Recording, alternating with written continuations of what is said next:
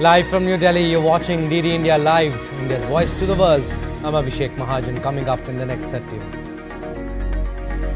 Angola President Lorenzo strongly condemns Pahalgam terror attack, backs India with defence ties. India's DRDO successfully conducts maiden flight trials of Stratospheric Airship Platform. Israel calls on Qatar to stop playing both sides in Gaza ceasefire and hostage talks. Qatar denies allegations, says Israel's comments lack political and moral responsibility.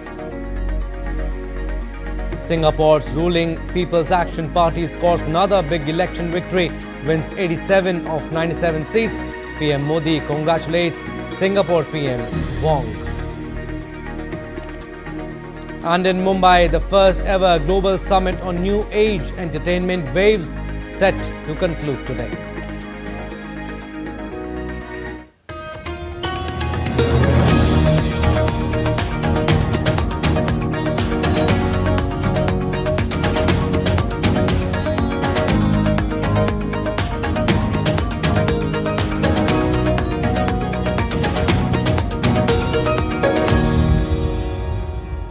Angola President João Manuel Gonçalves Lourenço on Saturday condemned the Pahalgam terror attack. The Angola President, the current chair of the 55-member African Union, also expressed solidarity with India in tackling terrorism in all its forms, including cross-border terrorism. Angola foi das primeiras a reagir imediatamente após os tristes acontecimentos na região de Kashmir, em que vitimaram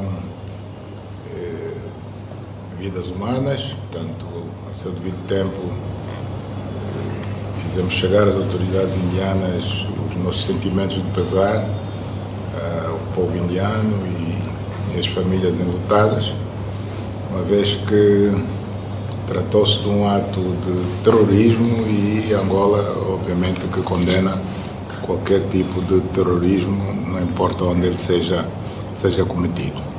Dado para, mais uma vez, reiterarmos a nossa solidariedade para com o povo indiano neste momento difícil e fazer votos de que a sabedoria indiana conseguirá ultrapassar este momento difícil, superar este desafio que está a enfrentar, sem que se eleve para níveis insustentáveis o nível de tensão existente. India's External Affairs Minister Dr. S. Jaishankar held talks with his Russian counterpart Sergei Lavrov on Friday. In a post on social media, Dr. Jaishankar said that he discussed the Pahalgam terrorist attack with Russian FM Lavrov. His perpetrators, backers and planners must be brought to justice. The two leaders also spoke about the bilateral cooperation activities between the two sides. Now, Indian Navy Chief Admiral Dinesh K. Tripathi met Prime Minister Narendra Modi at his residence on Saturday.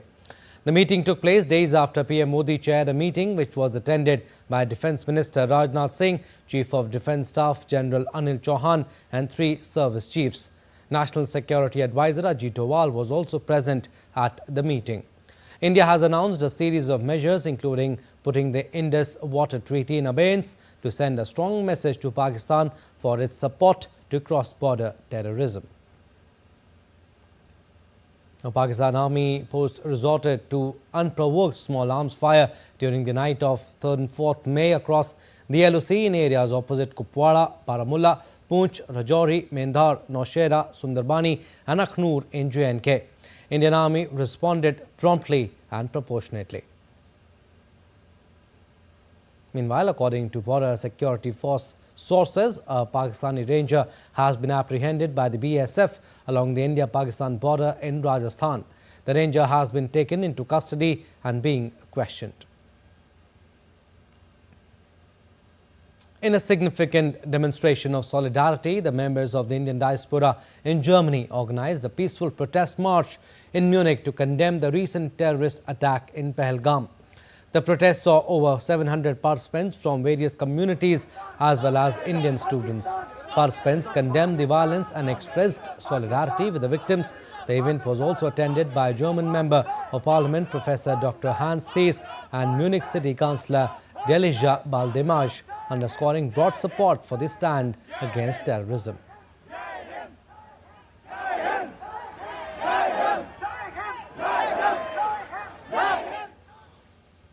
Moving further, the Defence Research and Development Organization successfully conducted the maiden flight trials of the Stratospheric Airship Platform on May 3rd from the Sherpur trial site in Madhya Pradesh. Developed by Aerial Delivery Research and Development Establishment, Agra, the airship was launched carrying an instrumental payload to an altitude of around 17 kilometers. Data from onboard sensors was received and would be utilized for development of high-quality fidelity simulation models for future high-altitude airship flights. Trials team recovered the system for further investigation. The total duration of the flight was about 62 minutes. India's Defence Minister Rajnath Singh has congratulated DRDO for the successful maiden flight trial of the system. He stated that this system will uniquely enhance India's Earth observation and intelligence, surveillance and reconnaissance capabilities, making the country one of the few countries in the world having such indigenous capabilities. Union Commerce and Industry Minister Piyush Goyal is in London amid the ongoing talks between the two countries on free trade agreement, where he visited International Centre for Sustainability on Saturday. Taking to X, Piyush Goyal said that he met with the founding trustee of International Centre for Sustainability, Sachin Nanda, and discussed the work being done by the centre to enhance the understanding about India's sustainability efforts and to strengthen India-UK ties. Earlier, Piyush Goyal also met representatives of various other Indian organizations based in the UK. Now, all the updates on WAVES 2025, India's first of its kind World Audiovisual and Entertainment Summit in Mumbai.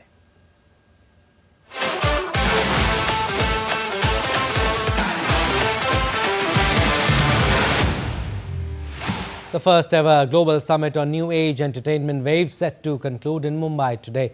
Representatives of over 75 countries are participating in the event that promised to make India a global hub for content creation. Multiple sessions, including master classes and workshops, will be held on the final day of the World Audiovisual and Entertainment Summit. At the WAVES 2025 Summit, global gaming giant Krafton showcased cutting-edge games, including titles by Indian studios, reaffirming its strong support for India's gaming and interactive entertainment ecosystem. With over $200 million invested since 2021 and more on the way, Krafton remains the largest investor in the space. CEO Sean Hunelson shared more in an exclusive conversation with DD India's Tapas Bhattacharya. India's gaming industry is poised for a big leap, and to talk about that, I have with me the CEO of Krafton, Sean here, popularly known for the brand BGMI. BGMI is very famous in India, and you guys are actually leading from front when it comes to online gaming. How do you see India's this particular sector growing in the next few years, and how Krafton is going to lead from that? Definitely, Indian gaming market is growing. It's one of the fastest growing market in the world. In other countries or globally, gaming industry grows maybe 3, 4, 5% per year. But India, it grows 15 to 20% every year. So, which is a very big opportunity for us, and that's why we have established our presence here. Waves is a huge opportunity for all the players, big gunners, small players to come under one roof. How does it feel being here? How's the energy here? Yeah, it's definitely, I think, one of the first events that we are seeing in this scale, especially with the government's full support and the leadership support. So I think it feels very, very different and very, very motivated. Can you tell us more about the Garuda platform? Garuda Saga, yeah. Garuda Saga. Can you tell us more about that? Yeah, Garuda Saga is one of the games that we brought to India, in 2024, early 2024. There is an original version which has a bit of global appeal, but now we back then we skinned it into with the Indian mythology. So we introduced that version into India, which worked quite well. How does it feel to work with India's top minds? Yeah, I mean, Kiki is a Krafton India gaming incubator program. We incubated for independent indie game developers in India last year. Now we are starting another incubation with 6 different studios. I feel that it's very fulfilling and very motivated to work with them because they are learning very quickly. I mean, obviously they are not very experienced.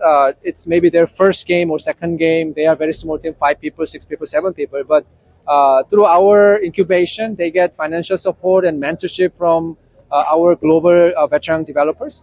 I can see that they are growing really, really fast. So I believe that they will maybe come up with a very good polished game in the next 6 months or 12 months. Do we see something big coming from BGMI, from Krafton, when it comes to in the next few days, when it comes to gaming portal, anything, any sort of an institute where you guys can have more Indians working with you?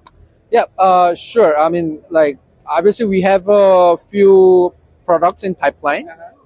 So we haven't announced it, so we cannot really name the specific game, but there are a couple of games we want to launch for Indian market in this year. That's Sean, the CEO of Krafton, betting big on Indian market, saying that this is a place which is growing faster than the rest of the world.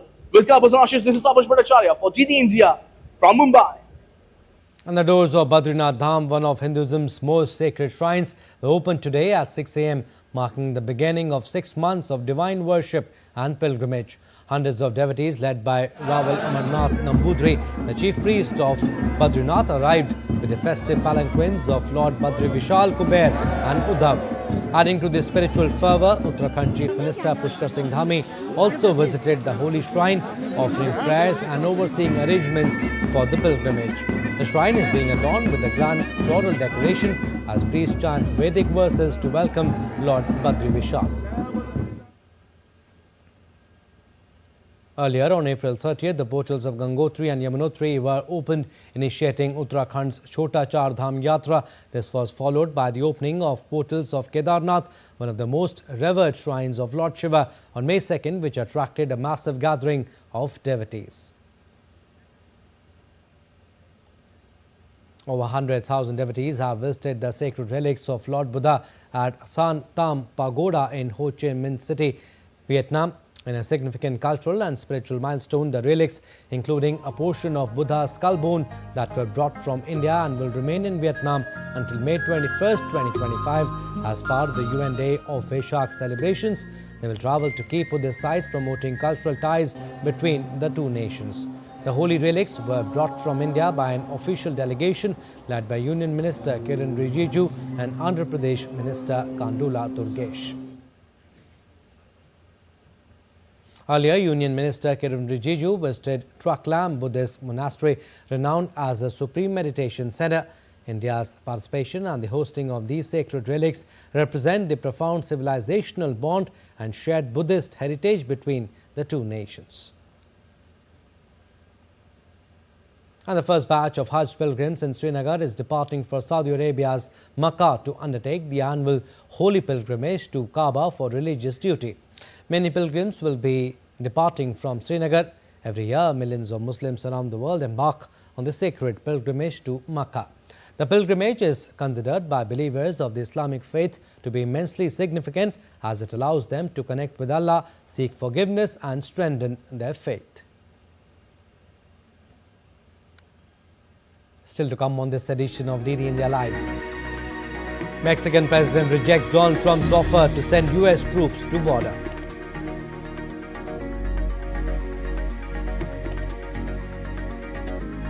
Warren Buffett to step down as Berkshire Hathaway CEO. And Khelo India Youth Games in Bihar kicks off today. PM Modi to inaugurate it virtually.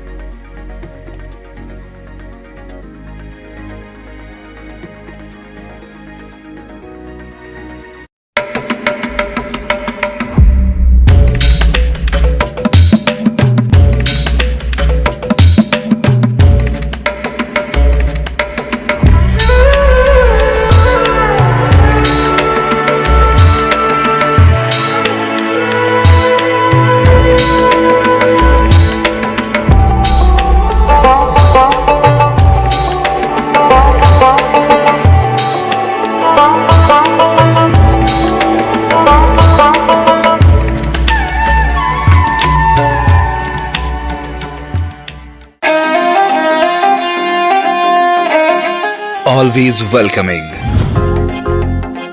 The vibe of Punjab is larger than life.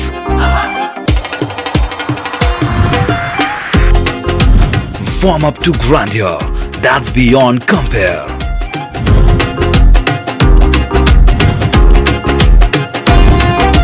And history that's dotted with tales of bravery.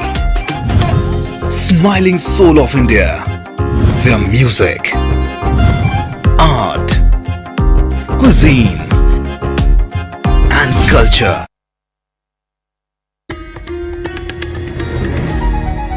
Welcome back. You're watching DD India Live. I'm Abhishek Mahajan. Israel Prime Minister Benjamin Netanyahu's office on Saturday called on Qatar to stop playing both sides in its mediation efforts between Israel and Hamas. Despite efforts by Egyptian and Qatari mediators to restore a ceasefire, neither Israel nor Hamas has shown willingness to back down on core demands, with each side blaming the other for the failure to reach a deal. Israel, which wants the return of 59 hostages still held in Gaza, has insisted Hamas must disarm and be excluded from any role in the future governance of the enclave, a condition that Hamas rejects. It has insisted on agreeing a lasting end to the fighting and withdrawal of Israeli forces as a condition for a deal that would see a release of the hostages. Meanwhile, Gaza mediator Qatar denied allegations made by Israeli PM. Advisor to the Qatar's Prime Minister and official spokesperson for the Ministry of Foreign Affairs, Dr. Majid bin Mohammed Al Ansari, has announced the state of Qatar's firm rejection of the inflammatory remarks issued by the Israeli Prime Minister's office, describing them as lacking the most basic standards of political and moral responsibility. Spokesman Majid Al Ansari in a social media post said Qatar continues to work closely with both the Arab Republic of Egypt and the United States of America to secure an immediate ceasefire, ensure the uninterrupted flow of humanitarian aid, and advance a just and lasting peace, one grounded in justice and humanity. The Israel Defense Forces said that it was sending out tens of thousands of call-up orders to reservists as the military was set to significantly expand its offensive against Hamas in the Gaza Strip. According to the IDF, tens of thousands of reservists being called up would begin to show up in the military in the coming week. The reservists have likely been called up multiple times already during the conflict. On Friday, during security consultations, the military presented Prime Minister Benjamin Netanyahu with its planned staged offensive in Gaza, which will require substantial mobilization. Israel resumed major operations across Gaza on March 18 amid deadlock over how to proceed with a 2-month ceasefire that had largely halted the offensive sparked by Hamas's October 2023 attack. And Taiwan's Ministry of National Defense detected 8 sorties of Chinese People's Liberation Army aircraft, 7 vessels from the People's Liberation Army Navy, and 1 official Chinese ship operating around Taiwan during the early hours on Sunday. Sharing a post on X, Taiwan's Ministry of National Defense wrote 8 sorties of PLA aircraft, 7 planned vessels and 1 official ship operating around Taiwan were detected up until 6 a.m. today. 6 sorties crossed the median line and entered Taiwan's northern, southwestern and eastern edges. The ministry further wrote Taiwan has monitored the situation and responded. This incident follows a recent pattern of escalated maneuvers by China around Taiwan. China and Taiwan have frequently accused one another of spying, and Taiwan has arrested several people it says Beijing has hired to get intelligence or sway public opinion. Beijing usually rejects any role in espionage operations against Taiwan, referring to the charges as politically motivated or groundless. The official Facebook page of the Ministry of Foreign Affairs of Bangladesh has been hacked, a senior official of Foreign Ministry told on Saturday. Authorities say the incident is being treated with utmost seriousness. The page is currently undergoing maintenance and necessary steps are being taken to investigate the incident and reinforce security to prevent similar occurrences in future. Until the issue is fully resolved, the ministry urged citizens and stakeholders to rely on verified platforms, including its official website and press releases for all official updates and communications. Now, Singapore's ruling People's Action Party scores another big election win by winning its 14th successive election on Saturday. The party secured 87 out of 97 seats, reaffirming its dominant position in the political landscape, offering Prime Minister Lawrence Wong a clear mandate to navigate the trade-oriented Southeast Asian nation through economic upheaval sparked by looming US tariffs. Wong, who took over from Lee Hsien Loong, faced his first major electoral test amid a more energized opposition. However, voters ultimately backed the PAP's promise of continuity and stability.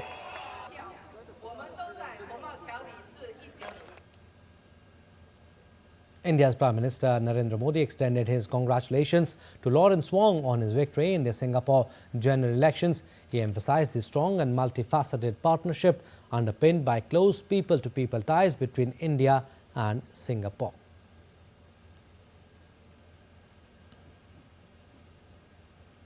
The Mexican President Claudia Sheinbaum said on Saturday that US President Donald Trump had proposed sending US troops to Mexico to combat drug trafficking, but said she had rejected that offer because sovereignty is not for sale. Sheinbaum's comments were in response to questions about a report published on May 2nd that said Trump was pressuring Mexico to allow deeper US military involvement against drug cartels to combat trafficking across the shared border. Speaking at a public event on Saturday, Sheinbaum said Trump had asked her during a call how he could help fight organized crime and suggested sending US troops. The Mexican leader said she declined Trump's offer. In one of the calls, President Trump said it was important for the US Army to enter Mexico to help us in the fight against drug trafficking. I propose that we can collaborate, we can work together, but you can do it in your own territory. We can do it in ours. We can share information, but we will never accept the presence of the US Army in our territory. Como lo menciona. Now, billionaire investor Warren Buffett announced that he will step down from leading Berkshire Hathaway by the end of the year, ending an iconic era in American business. He will hand over the reins to Vice Chairman Greg Abel, who was officially named as his successor in 2021. Abel, who has served as a Vice Chairman since 2018, is set to take over one of the most successful and influential companies in the US, built by Buffett and his late business partner Charlie Munger, who over nearly 6 decades. 93 years old Buffett Warrens had clarified that he has zero intention of selling any of Berkshire stock, reiterating that nearly all of it will be donated following his death.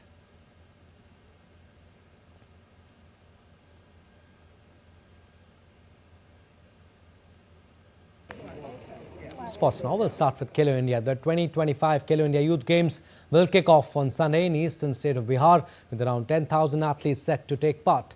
Prime Minister Modi will inaugurate the Games. The 7th edition of India's premier youth sports tournament will begin with an opening ceremony in Patna on May 4th.